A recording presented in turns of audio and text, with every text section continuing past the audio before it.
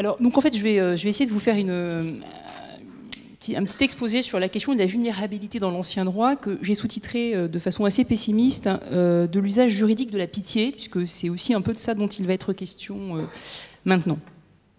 Alors, j'avais prévu quelques remarques très générales pour parler de la notion de vulnérabilité en soulignant à quel point c'est une notion contemporaine. Ça a déjà été fait par mes deux prédécesseurs, donc je vais aller relativement vite. Mais effectivement, ce concept de vulnérabilité qui émerge dans les textes à partir du 19e siècle est en pleine explosion aujourd'hui, et c'est aussi un indicateur d'abord de nos inquiétudes contemporaines, certainement, de notre sentiment de fragilité actuelle, mais aussi, me semble-t-il, de la volonté d'orienter des politiques publiques dans un sens qui soit à la fois euphémisant, puisqu'en fait on préfère utiliser le vocable de vulnérabilité, qui apparaît plus neutre que celui d'exclusion, donc euphémisant et puis non stigmatisant pour ceux qui sont les réceptacles, les destinataires de cette nouvelle orientation des politiques publiques. Alors, j'avais vraiment plein de choses intéressantes à vous dire, hein, mais encore une fois, ça a déjà été dit par les deux personnes qui m'ont précédé. Donc, du coup, je vais pouvoir vous parler un peu plus de cette notion dans l'ancien droit, parce que si aujourd'hui on en parle beaucoup, clairement, une période ancienne, la vulnérabilité est complètement absente des textes comme des pratiques. Donc, comme je l'ai dit en commençant, cette notion de vulnérabilité ne correspond à aucun concept juridique identifiable a priori, d'autant qu'on l'a vu, le vocabulaire fait ici défaut pour penser la chose. Alors, quand je parle d'ancien droit, je veux dire par là le droit antérieur à la Révolution, aux révolutions, à la Révolution française, mais aussi à la Révolution industrielle, parce que dans ce domaine des vulnérabilités, la question est une question juridique, mais on l'a vu aussi, c'est une question sociale et une question économique, et donc évidemment, la survenue de la Révolution industrielle a marqué une césure dans la prise en compte de ces vulnérabilités. Donc pas de vocabulaire, pas de notion repérable avant la Révolution, et je dirais de manière plus massive que la notion de vulnérabilité ne correspond pas non plus à la dynamique propre du système juridique ancien, cela pour plusieurs raisons. La première raison, c'est que l'ancien droit ne fait que très peu de place à ce qu'on appelle les droits subjectifs, et que les droits de créance, ils sont totalement absents. C'est l'individu qui est en dette sociale, et non pas la société qui est débitrice de quoi que ce soit à l'égard des sujets de droit. Donc ça, c'est un premier élément. D'autre part, tout au long de la période considérée, l'ordre juridique est pluriel, c'est-à-dire qu'il y a une concurrence entre différents types de normes, différents niveaux de normes, un ordre juridique pluriel dominé par la coutume, qui développe une approche fondamentalement pragmatique et casuistique du droit, qui se présente comme une succession de réponses ponctuelles à des besoins essentiellement patrimoniaux, et par conséquent, on est loin dans cette approche très casuistique et très pragmatique d'un projet global de justice sociale, comme ceux qui vous ont été retracés auparavant. Projet global de justice sociale, qui encore une fois n'est pas dans l'horizon des juristes de l'ancien droit, et qui de toute façon aurait été inopérant du fait de la diversité des ordres juridiques et de leur chevauchement perpétuel. Et puis, et c'est peut-être le plus important, la société d'Ancien Régime est une société de privilèges, une société qui est structurellement inégalitaire et hiérarchique, qui trouve que l'inégalité est une très bonne chose, que la hiérarchie est excellente. Et dans cette société, le droit n'assume pas une fonction de correction des inégalités, mais au contraire une fonction de distinction des trajectoires, singularisation des ambitions. Sous l'Ancien Régime, le droit n'érode pas les différences, au contraire, il les exacerbe. Donc, les vulnérables restent vulnérables d'une certaine manière, parce qu'en tout cas, ce n'est pas le droit qui a pour vocation de corriger ces vulnérabilités, si tant est que celles-ci aient pu être identifiées. Alors, j'ajoute que envisager la question de la vulnérabilité sous l'angle du non-recours au droit et de l'ineffectivité de ceci, comme c'est proposé par les promoteurs du colloque, là, pour le coup, ça rendrait la communication complètement impossible, puisque c'est vraiment des problématiques qui sont totalement étrangères, là aussi, non seulement à la jurisprudence, à la doctrine ou à la législation des temps anciens. Donc, là, il fait 4 minutes 46 que j'ai commencé. Et par conséquent, je pourrais terminer en vous disant que le sujet n'en est pas un pour l'ancien droit. Alors rassurez-vous ou inquiétez-vous, je vais quand même continuer. et tenir les 20 minutes, parce que dès lors qu'on accepte de sortir du questionnement purement contemporain sur le non-recours au droit, il n'est pas inutile de s'interroger sur la manière dont les sociétés anciennes ont pu envisager la question de la vulnérabilité, alors peut-être formulée autrement, c'est ce que je vais vous proposer, avant l'ère des révolutions, ne serait-ce que pour mesurer précisément l'ampleur des déplacements qui ont été opérés depuis cette époque dans la prise en compte par le droit des attentes et des besoins des personnes les plus fragiles. Et puis ça permet aussi, le détour par l'histoire, de proposer peut-être une autre topographie de la vulnérabilité, c'est-à-dire que les personnes à protéger, les intérêts à défendre ne sont pas forcément les mêmes d'une époque à l'autre. On ne pense pas forcément aux mêmes pauvres, on ne pense pas forcément aux mêmes vulnérables. Et la réponse apportée par le droit aux différents états de faiblesse qui ont pu être identifiés et mis en avant a pu varier également selon les époques dans des proportions tout à fait considérables. Alors, pour essayer de réfléchir de façon un peu plus précise à ces questions, et compte tenu de l'extrême diversité des normes qui sont en concurrence, encore une fois, avant la codification napoléonienne, qui a remis tout ça dans l'ordre, et donc dans le but de donner à cette efficacité, un minimum d'efficacité à un exposé qui est court, j'ai fait le choix souverain de centrer mon travail sur le droit canonique. Alors, outre le fait qu'évidemment c'est ma marotte, ce qui justifie mon choix, j'ai quand même deux raisons qui militent pour retenir le droit canonique comme fondement de mon exposé sur la question de la vulnérabilité dans l'ancien droit. La première raison, c'est que le droit canonique, donc le droit d'Église, s'inscrit largement dans une dynamique de dépassement du droit. Donc c'est un droit qui dépasse le droit. En effet, le droit canonique tend à privilégier les considérations morales et religieuses dans une perspective qui est celle du salut, qui est toujours celle du salut. Je vous renvoie au dernier canon du Code de droit canonique, l'actuel, pas celui de l'Ancien Régime, celui de 1983. Donc, le dernier canon de ce code rappelle la nécessité d'observer l'équité canonique et de ne pas perdre de vue le salut des âmes, qui doit toujours être dans l'Église la loi suprême. Voilà, donc un droit qui se préoccupe du salut, et donc peut-être que cette affaire de vulnérabilité a à voir avec le salut.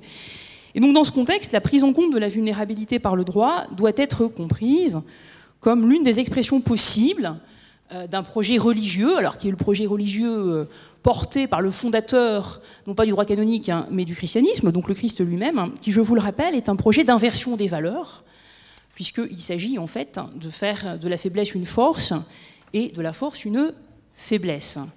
Donc, je vous renvoie à vos classiques, par exemple les béatitudes, Matthieu 5, 3, 12, mais je pense que vous aviez tout de suite fait le rapprochement, heureux les pauvres, car le royaume des cieux est à eux, heureux les doux, car ils recevront la terre en héritage, heureux les affligés, car ils seront consolés. Et je vous renvoie également à la deuxième épître aux Corinthiens, dans son chapitre 12, versets 9 et 10, qui dit « La force s'accomplit dans la faiblesse, je me glorifierai donc volontiers de mes faiblesses, afin que la force du Christ habite en moi. C'est pourquoi je me complais dans mes faiblesses, dans les outrages, dans les nécessités, dans les persécutions, dans les angoisses pour le Christ. » Donc ça, c'est la première raison. Voilà un droit qui prétend renverser les valeurs, inverser les valeurs, et donc faire de la faiblesse une force. Et puis la deuxième raison, plus prosaïque, c'est que l'ancien droit canonique, s'il n'a pas produit une réflexion spécifique sur la vulnérabilité en tant que telle, puisque cette réflexion, vous ne la trouverez ni en droit canonique, ni d'ailleurs ailleurs, en revanche, le droit canonique a élaboré une catégorie générique qui est celle des miserabiles personae. Les miserabiles personae, que je ne traduirai pas, mais qui correspondraient aujourd'hui justement à l'objet qu'on pourrait qualifier de vulnérable, qui donc reçoit la sollicitude particulière du droit canonique.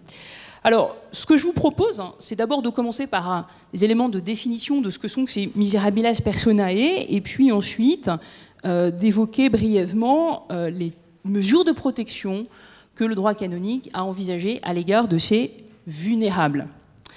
Donc, quelques mots sur ces miserabiles personae, en me posant d'abord la question de savoir s'il s'agit là d'une catégorie socio-économique. Est-ce que les miserabiles personae sont des misérables, au sens de pauvres, ou est-ce que c'est quelque chose d'autre qu'on doit chercher derrière ce vocable?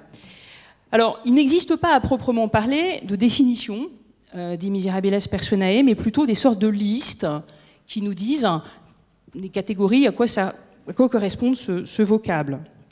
Alors, je vais vous donner 2 exemples, sans vous accabler trop longtemps. Il y a donc 2 grands canonistes du XIIIe siècle, hein, c'est ceux qui ont à peu près tout dit, donc quand on a vu ceux-là, on les a tous vus. Il y en a un qui s'appelle Austin VI, qui a commenté une décrétale d'un pape du début du XIIIe siècle, qui s'appelle Grégoire IX, et qui précise donc dans son commentaire ce que c'est qu'une personne misérable. Alors, je vous ai fait une petite traduction, il nous dit que la personne misérable est celle qui, je cite, suscite la pitié. Par exemple, celle qui est accablée d'une longue maladie ou qui est faible ou frappée par la pauvreté. Et Austin VI ajoute que ça correspond notamment aux veuves, aux orphelins et aux pèlerins. Donc un autre canoniste, à peu près contemporain d'Austin VI, donc de la fin du XIIIe siècle également, précise pour sa part que par miserabiles personae, il faut entendre les étrangers, les veuves, les orphelins, sauf si les veuves sont riches et nobles. On va revenir sur ce point. Il faut comprendre aussi les pèlerins, ainsi que toute personne accablée par un sort injuste ou toute personne démunie qui, ne pouvant assurer sa propre défense, requiert l'aide de l'Église. Bien, donc, qu'est-ce qu'on peut dire de tout ça? D'abord que, comme aujourd'hui, la notion de vulnérabilité la notion de miserabiles personae, dépasse de beaucoup la seule précarité économique. Il n'y a pas que des pauvres dans cette affaire. Et plus globalement, cette notion renvoie à une situation de détresse sociale avec 2 éléments cumulatifs qui semblent devoir la caractériser. Le premier élément, c'est la rupture des liens communautaires. L'étranger, le pèlerin sont physiquement éloignés de leur communauté d'origine. La veuve et l'orphelin sont privés des liens familiaux, d'alliance ou de parenté naturelle. Or, les sociétés traditionnelles sont des sociétés englobantes où le sujet n'existe socialement que par le réseau d'alliances et de clientèle qu'il l'ensert et qu'il est en capacité de mobiliser. Donc les miserabiles personae sont fragiles précisément parce qu'elles sont seules, parce qu'elles ont rompu, soit de manière provisoire pour le pèlerin ou l'étranger, soit de manière définitive pour la veuve ou l'orphelin, avec les réseaux communautaires qui sont censés les protéger. Autre élément de la vulnérabilité au sens de miserabiles personae, à cet isolement objectif doit s'ajouter l'impossibilité de faire appel à des ressources de substitution. Les miserabiles personae, ce sont ceux qu'on appelle aussi dans les textes les inermes, c'est-à-dire ceux qui n'ont pas d'armes, non seulement des personnes inoffensives, mais aussi des personnes qui sont dans l'incapacité de se défendre, parce que trop pauvres, ou trop faible, c'est le cas des malades, et c'est pourquoi d'ailleurs la veuve noble, c'est-à-dire celle qui est insérée dans un réseau lignagé protecteur, elle est noble, donc elle a des parents nobles qui peuvent s'occuper d'elle, ou celle qui est riche, et qui donc a du patrimoine, et qui donc peut espérer se remarier, donc la veuve noble ou la veuve riche sont exclues de la catégorie des miserabiles personae, parce que précisément, elle est en capacité, elle, de retrouver les ressources mobilisables en termes de sociabilité, en termes de protection. Alors, ce que je voudrais souligner aussi à ce point de mon exposé, c'est que l'adjectif miserabilis a une double signification. Il renvoie bien sûr au sujet lui-même, misérable, mais aussi à la perception que les autres en ont. C'est le regard qui est porté sur les miserabiles qui est important. Donc c'est celui qui est pauvre, mais c'est aussi dans le même mouvement celui qui inspire la pitié. Et là, on touche à un point qui est important et qui est probablement très différent du droit actuel, qui est que dans l'ancien droit, toute vulnérabilité n'est pas digne de protection. Le projet du droit canonique, en effet, est beaucoup plus moral que social. Il s'agit d'amender, de convertir et d'édifier, et non pas de corriger des déséquilibres. L'Église n'a pas pour fin de lutter contre les inégalités sociales, mais je vous le rappelle, je l'ai dit en commençant, son but c'est le salut individuel et collectif, et donc pour aider les vulnérables, encore faut-il que les vulnérables soient dignes d'aide. Donc ça n'est pas qu'une catégorie socio-économique, c'est aussi une catégorie morale que celle de miserabiles personae. Alors, pour pouvoir bénéficier de la protection de l'Église, la personne misérable doit se comporter d'une manière digne, qui suscite un intérêt légitime. Alors je prendrai juste un exemple, qui est l'exemple des veuves, que j'aime bien. En fait. Bon, il est bien documenté aussi, donc c'est vrai que c'est facile. Et je vais vous citer un passage, parce que c'est pas nouveau, hein, c'est déjà dans l'Église primitive, un passage de la première épître à Timothée sur les veuves. Voilà ce que nous dit cette épître. Honore et assiste les veuves qui sont vraiment seules. La véritable veuve, celle qui reste seule, a mis son espérance en Dieu. Quant à celle qui se livre au plaisir, elle a beau vivre, elle est morte. Insiste sur tout cela pour qu'elle soit irréprochable. Pour être inscrite comme veuve, une femme doit avoir au moins 60 ans.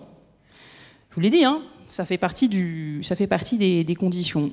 Au moins 60 ans, n'avoir eu qu'un seul mari, être connue pour le bien qu'elle a fait, avoir élevé des enfants, donc c'est pas gagné, hein, donner l'hospitalité aux voyageurs, rendu aux fidèles les plus humbles services, les plus humbles des services, secouru les malheureux, bref, il faut que dans tous les domaines, elle se soit dévouée.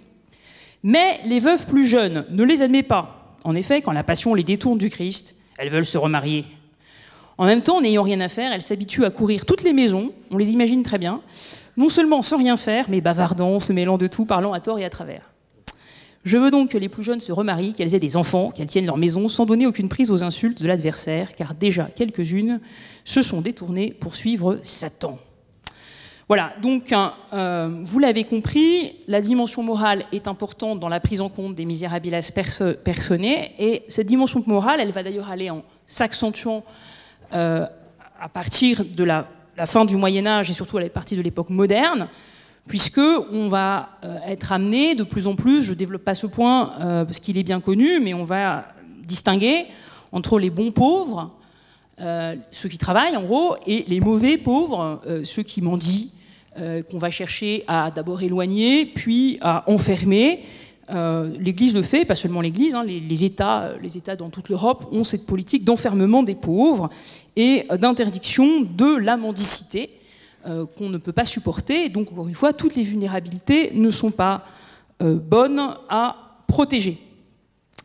Comme le temps avance, je vais aller très vite sur la deuxième partie de mon propos, qui consiste donc à expliquer comment l'Église a protégé les vulnérables. Le droit contre l'injustice, ai-je écrit, en retenant en gros que l'Église a distingué deux types d'interventions possibles. Un premier type d'intervention qui est un régime général de protection applicable à toutes les personnes qui sont reconnues miserabiles personae. Régime général de protection qui prend deux formes essentielles. D'abord, l'Église considère que ceux qui s'en prennent aux pauvres doivent être particulièrement punis et donc en cours des excommunications majeures, automatiques.